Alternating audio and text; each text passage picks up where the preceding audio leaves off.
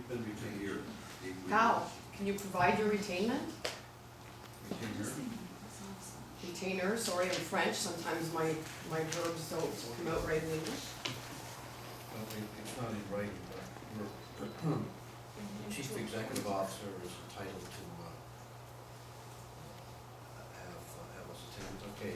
Where's the authority on that? Municipality shall approve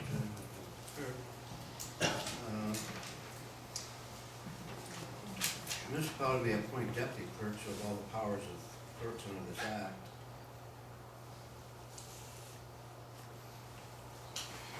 You're talking about section sub 4, which the clerk may delegate to any person, any of the clerk's powers. That's not what we're doing here. We're creating a new deputy clerk. No, it's for the purpose of this meeting. You have to open the meeting. You need to appoint And appoint. the clerk. So I'd like to proceed, please. So Anyone can open the meeting. I have Councillor Douglas moving it. Can I have a seconder, please? Councillor Benson. Any discussion? Okay, so being a bylaw to appoint a chief acting administrative officer / clerk, whereas the Municipal Act 2001 C25S5 provides the powers of the municipal corporation are to be exercised by its council, and whereas the Municipal Act 2001 25-5-3 provides that the powers of every council are to be exercised by bylaw, and whereas the Municipal Act 2001/25 gives authority to a municipal council to appoint a chief administrative officer and a clerk, and whereas the Municipal Act 2001 C25 provides that a chief administrative officer shall be responsible for exercising general control and management of the affairs of the municipality for the purpose of ensuring the efficient and effective operation of the municipality and to perform such other duties as are assigned by the municipality. Now therefore, Council of the Township of North Stormont hereby enacts and as follows: effective January 14th, 2020, Mary McQuaig is hereby appointed Acting Chief Administrative Officer, CAO/clerk for the Corporation of the Township of North Stormont, and shall carry out all statutory duties in accordance with Municipal Act 2001 and any other acts that apply. Number 2, as of January 14th, 2020, and any bylaw inconsistent with this bylaw is hereby repealed. Read first, second, and third time. Okay, so can I have a mover, please, for this? Deputy Mayor Landry, seconder. Councillor Douglas. Any further discussion? All those in, Councillor Villeneuve. Mr. Mayor, I have great difficulty to understand why the procedural bylaw was not followed in the recruitment of an acting CAO. The recruitment is for council to do so. Council has not been engaged in the recruitment of a CAO. We are now being asked to pass a bylaw making such an appointment. I do not have the necessary information in which to conscientiously vote for any appointment. We do not have the skills, experience, or education of the candidate. I do not know how long the appointment will be for. I do not know the salary and the other terms of employment. Had the procedural bylaw been followed, I would be aware of this information to make an informed decision. Could you please ensure that what I'm saying is documented in the minutes for this meeting, please? Okay. It is my position that the bylaw cannot be passed or even considered since the procedural bylaw has not been followed and no council member is in a position to make an informed decision given the lack of information, as I've mentioned. If passed, I will take the position the bylaw is of no force and effect for these reasons. Thank you. Well, I'll just provide a little perspective from my standpoint. As everyone's aware, our acting CAO is currently off on stress leave, and in order to keep the township moving along, we certainly were happy to be able to make contact with Mary, who brings a skill set that can fill the void until Craig works his way back. So I don't really feel we're recruiting a full-time CAO. We're getting somebody in that's going to help us transition until Craig comes back. So I'd like to proceed, but I'll note your objection. When is Craig to come back? He's meeting his doctors again this week, so there's no definite, we don't have anything accurate, anything definite, sorry.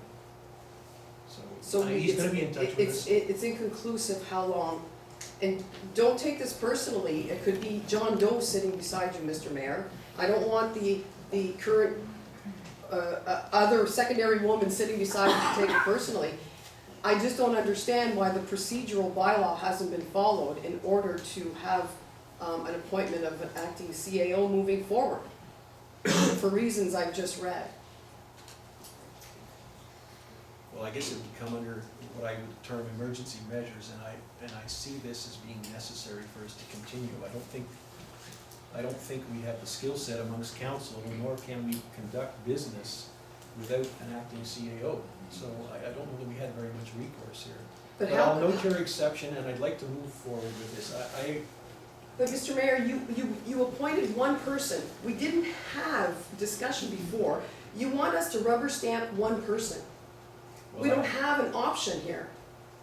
We do actually, we could vote against it, but the fact of the matter is, we didn't have an option. We weren't presented with an option. It was, Ms. McQuaig has been here for 2 days now without resolution from the board, from council. Well, I didn't feel it necessitated a closed meeting to just simply appoint. I felt it was pretty academic that we could move in this direction. So I didn't want to bring council in for a 5-minute meeting on a closed matter that I felt was going to be fairly straightforward here tonight. So I'd like to proceed. We'll note your objections here, and we can get some legal ruling on it if you wish to see whether or not we're outside of the mandate. Are my objections noted in the minutes? Yes. Thank you. Okay. Where was I? Any further discussion on the resolution? Randy. Councillor Douglas, sorry. Mayor Wirtz, you're the chief executive of the corporation of North Stormont. We as the council are involved with governance, and we ultimately have this vote.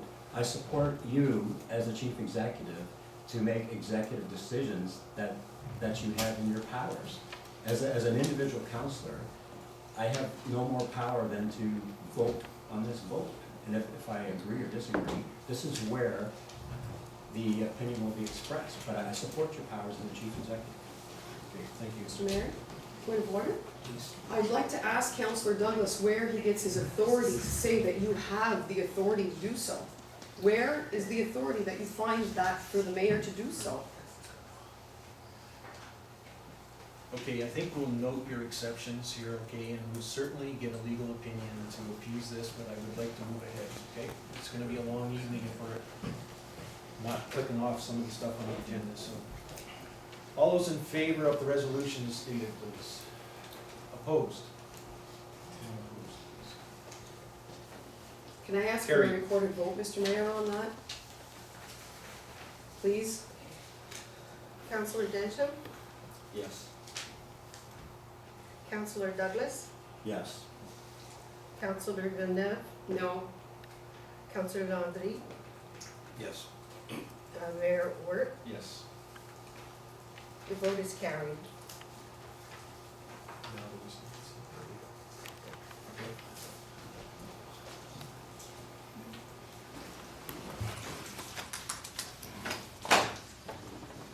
I'm appearing tonight with respect to 3 complaints that were filed under the Code of Conduct with respect to Councillor Villeneuve. I have provided to council a report dated January the 6th.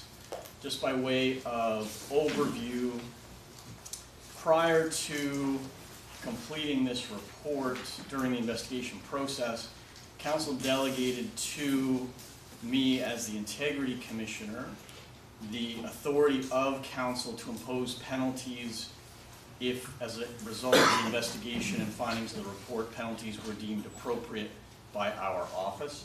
This report includes penalties. So that portion of the report, the findings and the penalties, is something that council has already dealt with by way of delegation.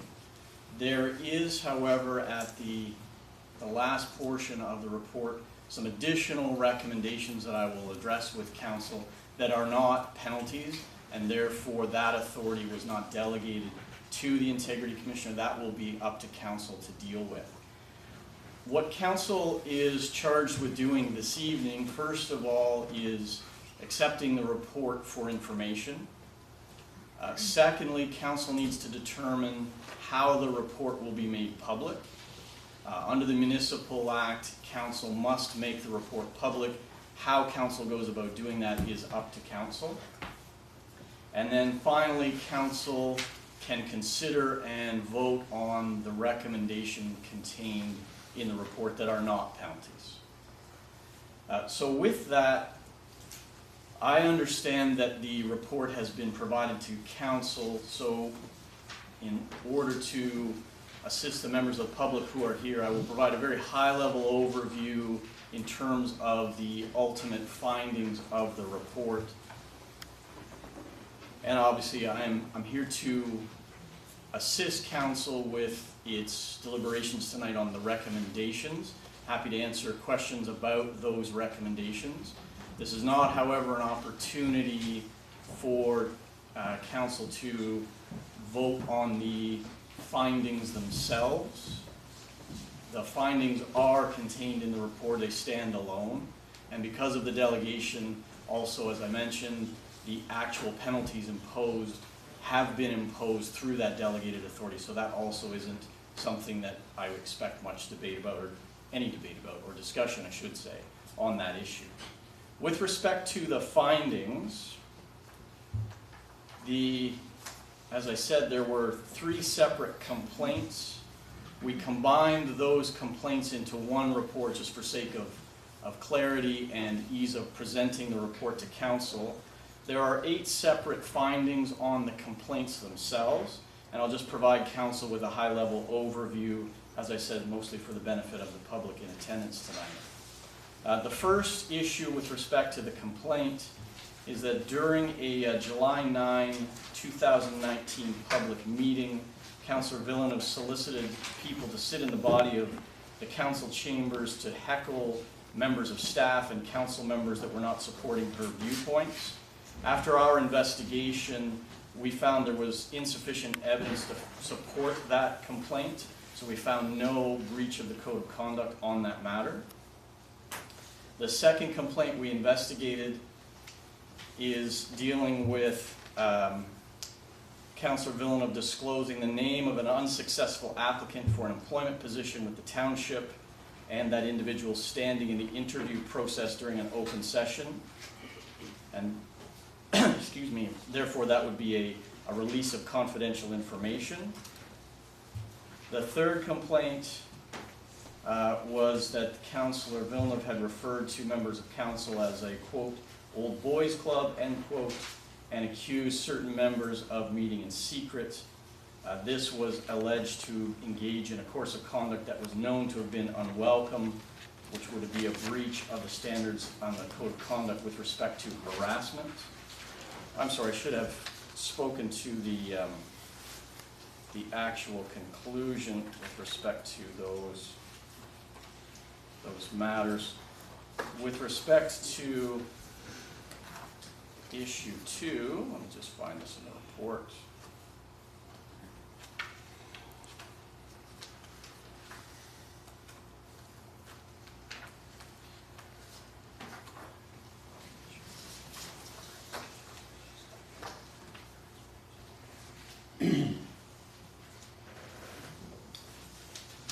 The issue on 2 was that the disclosure of the name and the status within that employment process was confidential information and could not be disclosed. Our findings at the end of the investigation was that Councillor Villeneuve did disclose that information and that she did not have the authority from council to make that information publicly available. Therefore, that was found to be a breach of the code of conduct. The third complaint, as I just mentioned, was the reference to the quote-unquote old boys club. With respect to that, based on the investigation, which included reviewing a number of emails and a number of interviews, we found that those comments were made.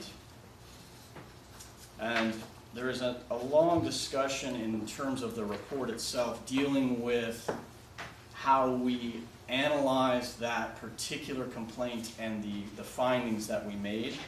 At the end of the process, we found that the statements, as I said, were made, and that the course of conduct engaged that was captured by those emails and those comments was a course of conduct that should have been known to the councillor to be unwelcome by members of council, and therefore did amount to harassment as defined under the Code of Conduct. Number 4, this was dealing with July 5th, 2019 closed meeting of council, where it was alleged that Councillor Villeneuve left that meeting.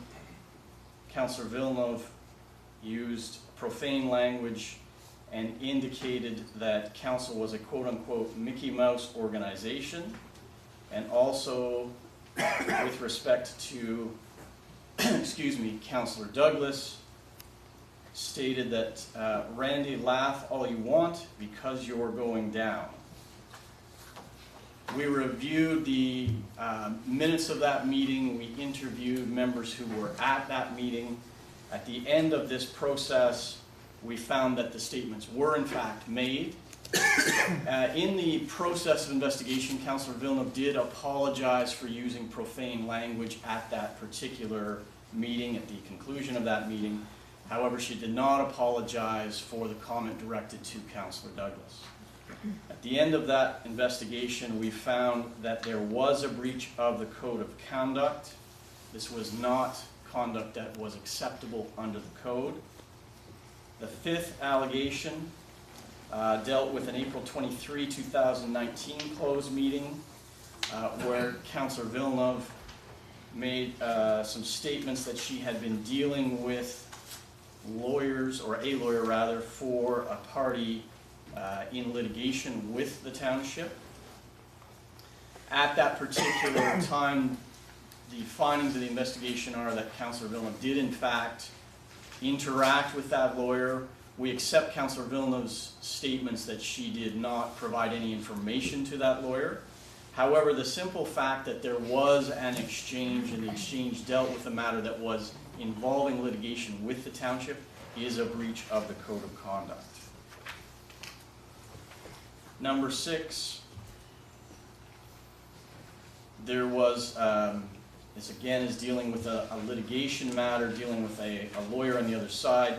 In this case, it refers to some emails between Councillor Villeneuve and council dealing with a very specific topic, and the fact that Councillor Villeneuve was seeking to have council take a certain course of action, and had indicated in her emails that if that action wasn't taken, she would in effect take matters into her own hand.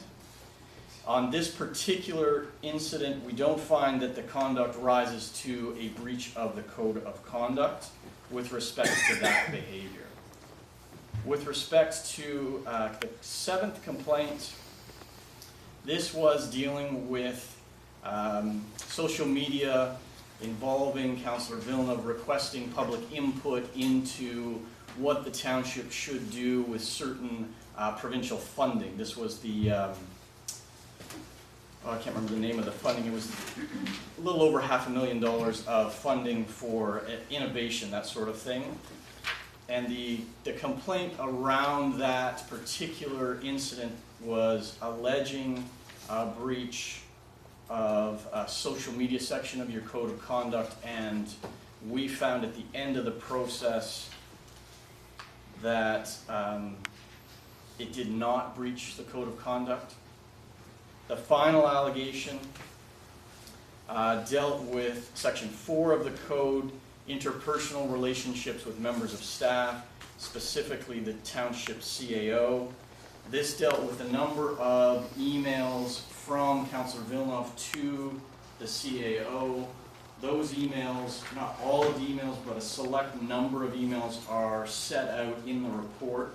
I won't go through those emails with council at this junction. They are set out in the report. At the end of that process, our finding is the totality of the discourse between the councillor and the CAO was not appropriate. It did not deliver the tone, the content, the attitude that would be expected of a member of council towards a member of staff. And for that reason, we found there was a breach of the code of conduct. So with that overview, and as I indicated earlier, council had delegated to the Integrity Commissioner the authority to impose a penalty. After looking at all of the evidence, the findings of breach, we provided a draft of the report to Councillor Villeneuve and allowed her to make submissions with respect to whether or not the penalty that we were recommending should be imposed. We considered her submissions, and ultimately our penalties and recommendations are set out on page 31 of the report. The first penalty that we recommended, or we imposed rather, was that Councillor Villeneuve be reprimanded. I don't know that I need to read the reprimand into the record, Your Worship. It is contained in the report. The second penalty imposed was that we imposed a suspension of Councillor Villeneuve's remuneration for a period of 30 days. The next portion of the report deals with non-penalties. And as such, we had no delegated authority from council. So what we have done in the report is make recommendations to council for some additional sanctions. These are not intended to be punitive, nor are they punitive in my view. What they are attempting to do is modify the conditions under which it seems to us that a majority of the breaches took place. A large number of the complaints were related to email exchanges. So what we are recommending for council's consideration is that Councillor Villeneuve be prohibited from directing staff in any matters outside of a resolution passed by the majority of council, that she be prohibited from sending email correspondence to staff or members of council for a period of 6 months. And we've called this an email blackout period. Now, it's important to note that within that 6-month blackout period, we are recommending a number of exceptions. And the exceptions would include submitting written motions, receiving electronic information from council or from staff, and seeking clarification related to agenda items, council business, provided that the email communication is also copied to the CAO and the mayor, and provided the communication is respectful and doesn't contain improper direction to staff. And the reason for those exceptions are quite simply that obviously email communication is an important forum for council members to do their jobs. We don't want this, should council agree with the recommendations, to be an impediment to the councillor in exercising her role as an elected member of council. But as I said, there are a lot of incidents where email has created these breaches, where the communication through email has not met the standards of the code of conduct. So our hope is that if council were to agree to these recommendations, that period of time would allow council to reset, for lack of a better word, its relationship with Councillor Villeneuve, and with Councillor Villeneuve resetting her relationship with the rest of council, to create a more respectful environment under which you can do your jobs. So that is, in a nutshell, where we tried to get to with the recommendations. I'm happy to take any questions from council about those recommendations. So, first of all, thank you for coming, Mr. Fleming.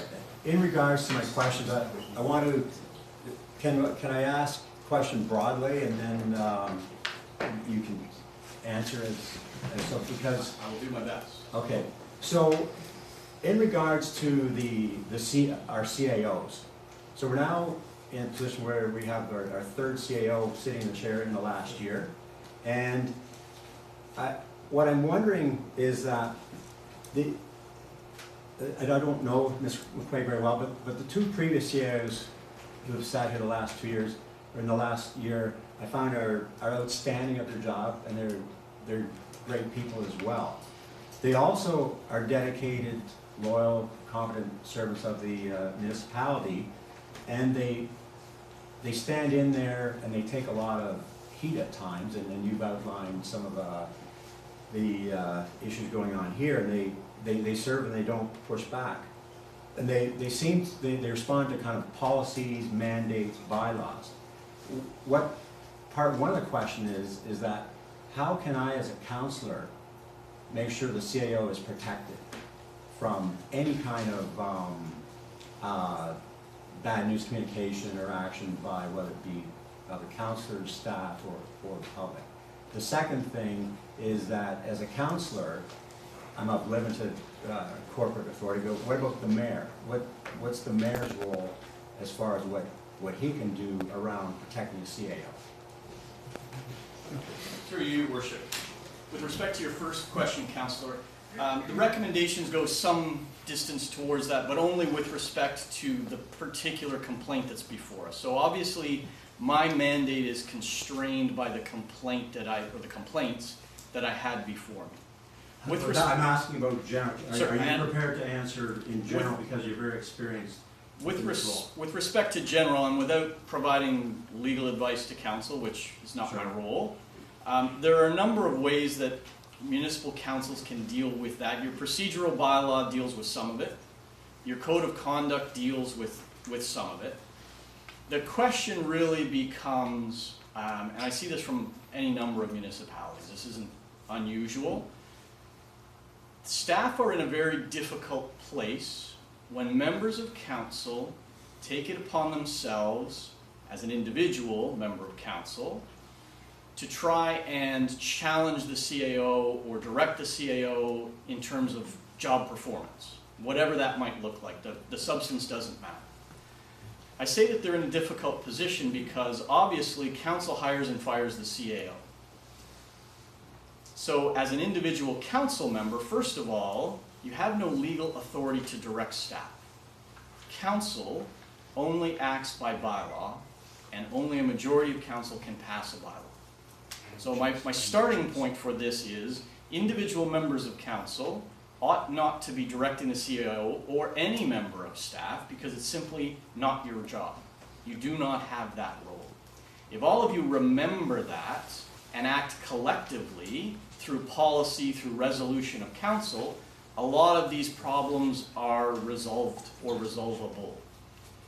CAOs tend to have difficulty where individual members of council really challenge them one-on-one because as any member of staff, it's difficult to push back because council runs the show.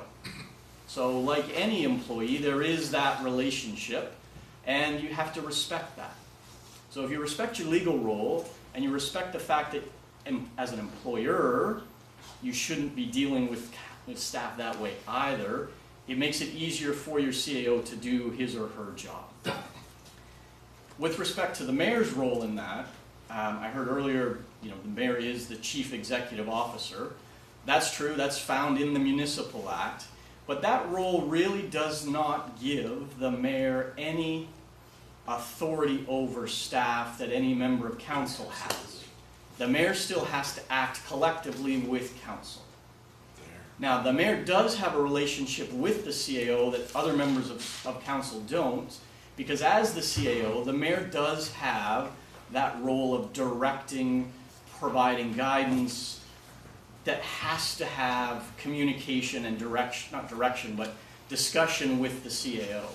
The CAO and the mayor in every municipality in this province have a close working relationship because no CAO is going to start going down a path if they haven't talked to his or her mayor.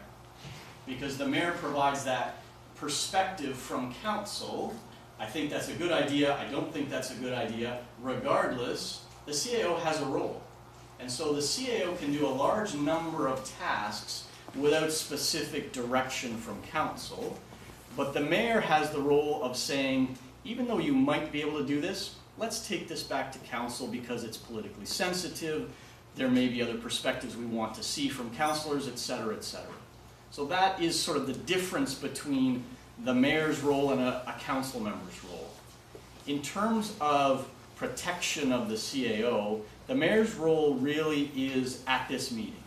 Because the mayor, as the chair or presiding at the meeting, deals with procedural matters, deals with the interpretation of the procedural bylaw, and makes rulings on points of order and so on. So if someone, whether it's from the public or council or staff, were making inappropriate comments towards the CAO, or really any member of staff, it's the mayor's role to step in and say, that's inappropriate, we can't have that at this meeting.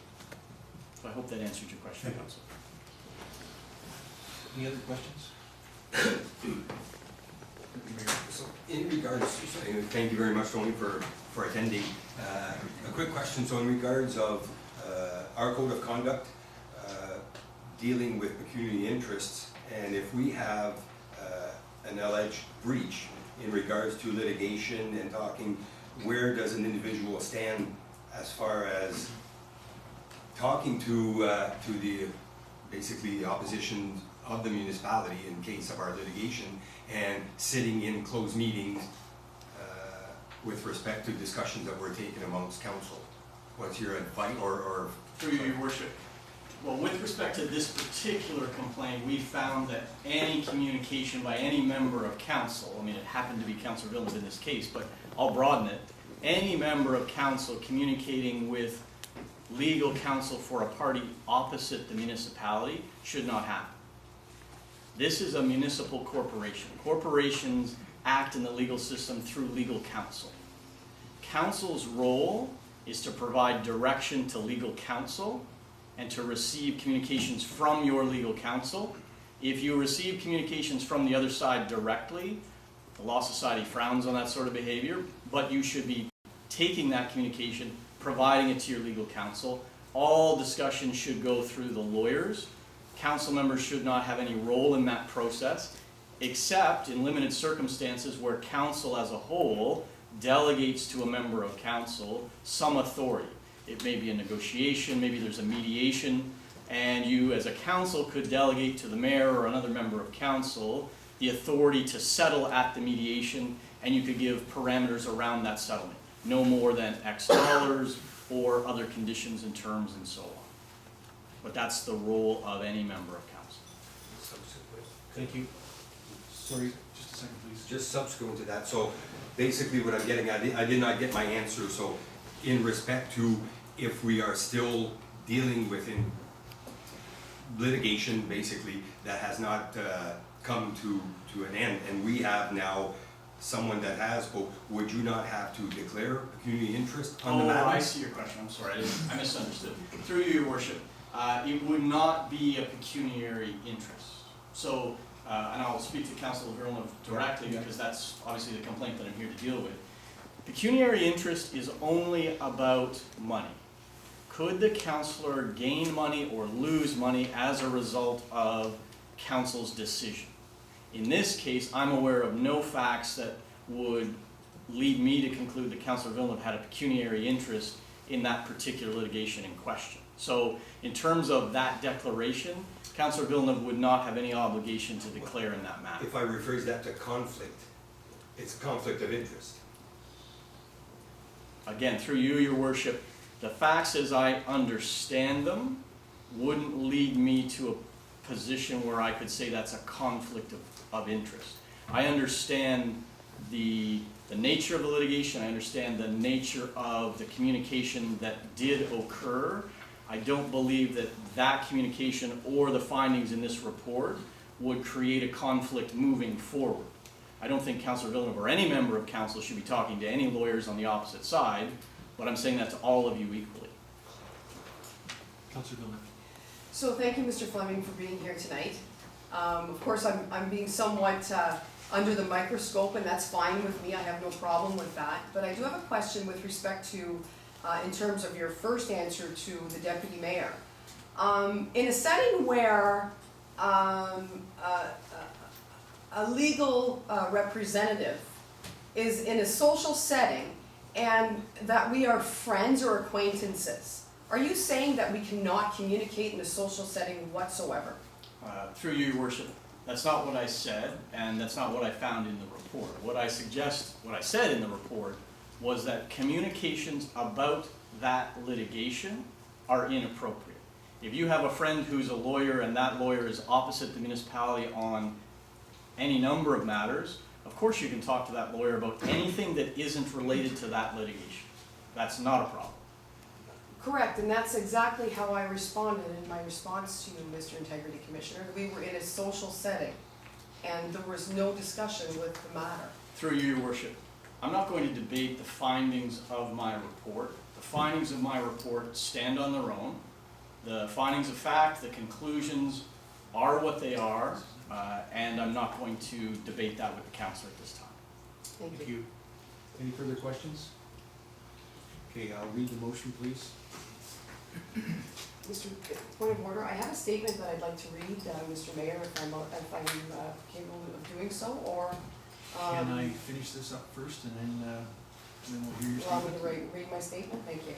Okay, so this is the motion, and then I'd like a mover and a seconder. I'll read it first. So that council accept the Integrity Commissioner's report and impose the following effective immediately. The Councillor Villeneuve be prohibited from directing staff in any matters outside of a resolution from council, and that Councillor Villeneuve be prohibited from sending emails corresponding to staff or members of council for a period of 6 months. Email blackout period. Can I have a mover, please? Deputy Mayor, sorry. Deputy Mayor Landry, a seconder. Councillor Denchi. Your Worship, if I might, my recommendation to council would be that that motion be amended to include the exceptions that are included in the report. In my submission, those exceptions are important to make sure that the recommendation allows the councillor to the extent possible, while respecting what the recommendation is trying to achieve, still communicate. So if you could simply add at the end, subject to the exceptions as stated in the report, I think that would be sufficient.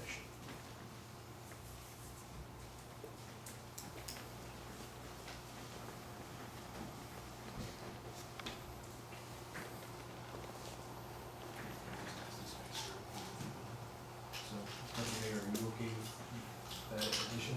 Do I have to condition or you could, yeah. Councillor Denchi, you're okay with that? Any further discussion? Yes. Councillor Denchi? So, Mr. Mayor, there are two other recommendations that also are made by Mr. Fleming regarding amending our code of conduct to expressly prohibit members from dealing with matters materially advancing business, etc. Will they be dealt with in another motion? Or, and there was another one as well, recommending that we undertake training by council, undertake training as a whole. Will we look at those in another motion? Is that, That's up to council, whether you want to break them up or deal with them now or at a different meeting. okay, so our CEO is suggesting we bring it back perhaps in another meeting? Just to give direction, because there are amendments that are gonna be required. So, so the code of conduct, we have to look at the code of conduct and see what parts of the code of conduct require amending. And then, we have to look up and see what's available, and whether or not council members intend to take these courses that are recommended as well. That's great, thank you. Okay. Any further discussion? Is this your statement? I'd like to read my statement before you go to a vote, yes? Okay, fine. So good evening, ladies and gentlemen. The statement that I am about to read, I am requesting it be recorded in the minutes of this public council meeting. My statement is in response to Mr. Fleming's final report as presented by him here tonight at this open public meeting of council on this date of Tuesday, January 14th, 2020. Mr. Fleming has presented his final report with conclusion that I have breached sections of the Code of Conduct for members of council. Although Mr. Fleming has presented such findings, and I respect the role of the Integrity Commissioner as mandated for in the Township's Code of Conduct, I am likewise entitled to my position and opinions. In other words, we can agree to disagree. In reply to the complaints as made by Councillors Douglas, Densham, and Deputy Mayor Landry, I provided a detailed reply with specific instances all contained in over 21 pages with 230 pages of supporting documentation. In my reply, I emphatically submitted the broader point that these complaints represent an abuse of the complaints system. It is no secret I have become a thorn in my colleagues' sides, so to speak. I vehemently believe that they wish to silence me, to reinforce the culture of secrecy which characterizes council business, and to suppress inquiry into the affairs of the township. The Code of Conduct, as I understand it, exists to set a standard for the conduct of councillors. It is not intended as a tool to stifle discussion and silence dissenters. In looking at the complaints and considering them against the content of the Code of Conduct, I submitted in my reply as to whether the complainants had read the actual text of the code as opposed to the headings. For example, in the case of Councillor Densham, the Integrity Commissioner reformulated his complaint, and I quote, "That allegation to fall under section 4-3 of the Standards of Conduct section of the Code, rather than reputation management," unquote. Further, in the case of Councillor Douglas, he turns his attention to the conduct of other councillors while failing to disclose the findings of workplace harassment against him, contrary to the township's harassment policy. Turning to the recommendations of the Integrity Commissioner, there are important issues with his recommendations, including, firstly, the report provides for council to consider passing a resolution to limit my correspondence to staff and members of council. This recommendation is conflicting to my duties under the Municipal Act and the oath of office I took. The key responsibilities as a councillor are to support the municipality and its operations while ensuring that the public and municipality's well-being and interests are maintained. This role is undermined by the imposition of and limitations of the sanction on the ability to communicate with staff and council. There is no exception under the Act of the Oath which would permit an Integrity Commissioner to limit or alter these statutory obligations. It is my position that my statutory obligations trump any recommendation by the Integrity Commissioner in the passing of any resolution by council to implement such recommendations. Secondly, the Municipal Act, specifically section 223.4-5, provides for penalties that a municipality may impose on a member of council upon a commissioner finding a contravention of the Code of Conduct to be 1, a reprimand, or 2, suspension of the remuneration paid to the member in respect of his or her services as a member of council or of the local board, as the case may be, for a period of up to 90 days. There is no provision permitting the recommendation limiting my communications with staff and members of council. And finally, with respect to council passing a resolution as to the Integrity Commissioner's recommendations, I submit this would be entirely unacceptable and unfair, since it was all 3 members of council that were the complainants. For them now to be voting on the sanction would have them acting as judge and jury on their own complaints, which is inappropriate and, as already stated, unacceptable and unfair. This point has already been recognized by council when passing a resolution on November 21st, 2019, when delegating to the Integrity Commissioner the authority to impose any recommended penalties or sanctions in reference to the Code of Conduct complaints. Now the Integrity Commissioner does accept that delegation as stated in his letter, and I quote, "The Integrity Commissioner does not have delegated authority to impose sanctions," end quote.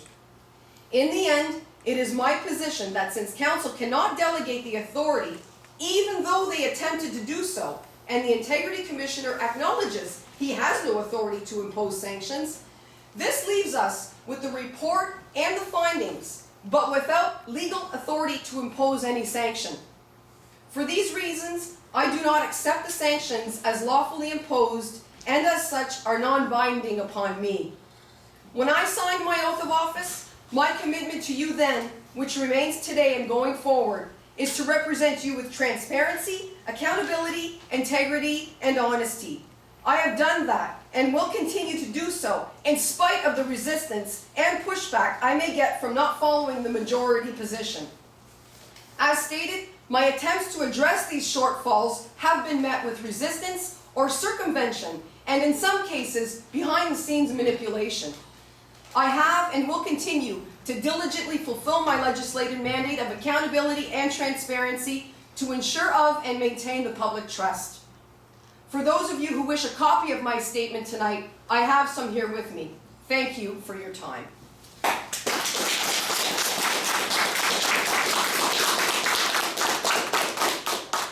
Any further discussion? Mr. Fleming. Through your worship, just a point of clarification. Councillor Villeneuve is conflating the concept of penalty and sanction. Absolutely, my report states that I, as Integrity Commissioner, did not have delegated authority to impose a sanction. That is why I recommended the email blackout to council, because only council has the authority to deal with that sanction. The distinction is penalty is specifically defined in the Municipal Act, as the councillor indicated, as a reprimand or suspension of remuneration. That is the power that council delegated to me. The council code of conduct does not include any other sanction.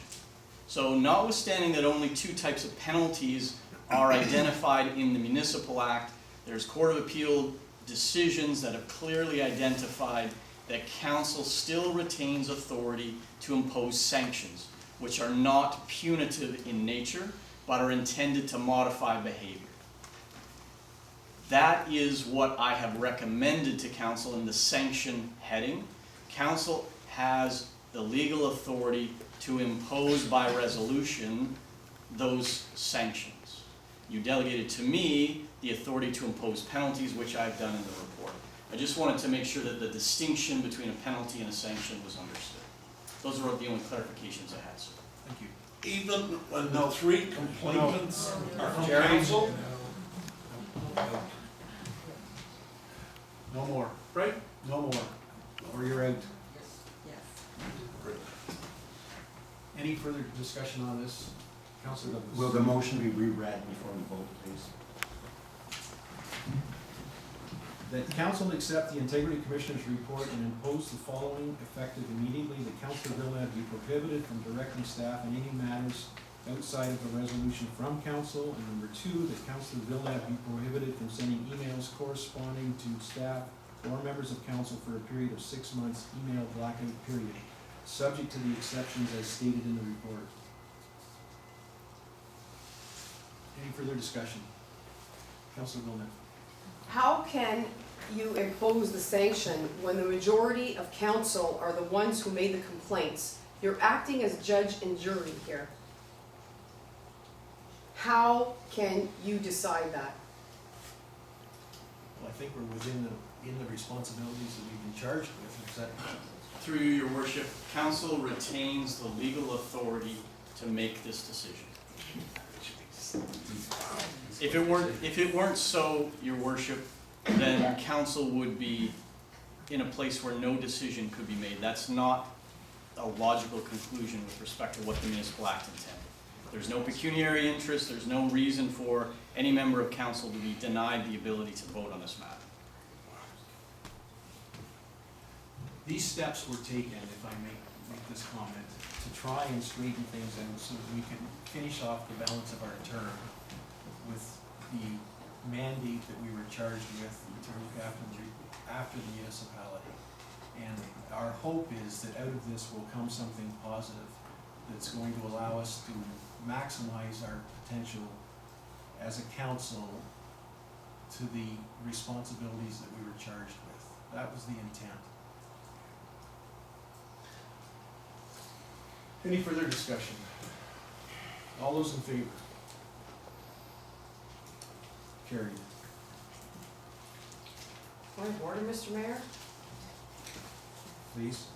You didn't ask if anybody was opposed or refrained from voting. Okay, how about we go back and we'll take it from the top as a recorded vote. Please. Councillor Dencham, Yes. Councillor Douglas, Yes. Councillor Villeneuve, I refrain. Sorry, point of order on this one. Did I misread the report, but is Councillor Villeneuve allowed to vote on this one? Through you, your worship, because you've asked for a recorded vote, this is a bit of a procedural problem. The Municipal Act provides that where a recorded vote is called, an abstention counts as a negative vote. So in order for Councillor Villeneuve to be recorded as not voting, Councillor Villeneuve should technically remove herself from the horseshoe. That way the vote isn't called, because by saying you refrain from voting, it actually counts as a negative vote, which is in fact a vote. A bizarre procedural point, I know, but that is the way it works in this law. Councillor Lombardy, or Deputy Mayor Lombardy, Yes. Mayor Work, Yes. with the vote is carried. Thank you. Thank you, your worship. Thank you, councillors. You're welcome to stay for the balance of the evening, or you can head to Kingston's. I think I'll drive back to Kingston, sir. Thank you. Thank you.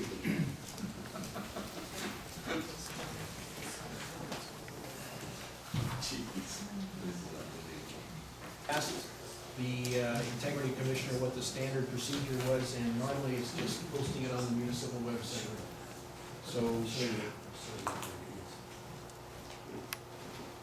So I have a motion here that will lay that out, and that can be the start of the discussion. So council hereby authorize that the integrity commissioner report be made public in the following manner, the municipal website. Can I have a mover, please? Councillor. Yes. And a seconder? Councillor Dencham. Any discussion? Councillor Villeneuve? May I ask that my statement also be included on the website? It's gonna be in the minutes, so I don't see there's any reason you can't. The minutes are posted on the website. Okay. But the report is posted separately, correct? Yeah, well, yeah. Can you put my, I ask that you put my statement as separate as well? You asked that your statement be included in the minutes. And I'm asking if that statement can also be separate as well with the integrity commissioner's report. It's up to council. I don't see a problem, it's gonna be one or the other, so, fine. I will require a copy of it. Yes, I have some, thank you. So are we voting on this? Yes. So, any further discussion? All those in favor? Opposed? Carried.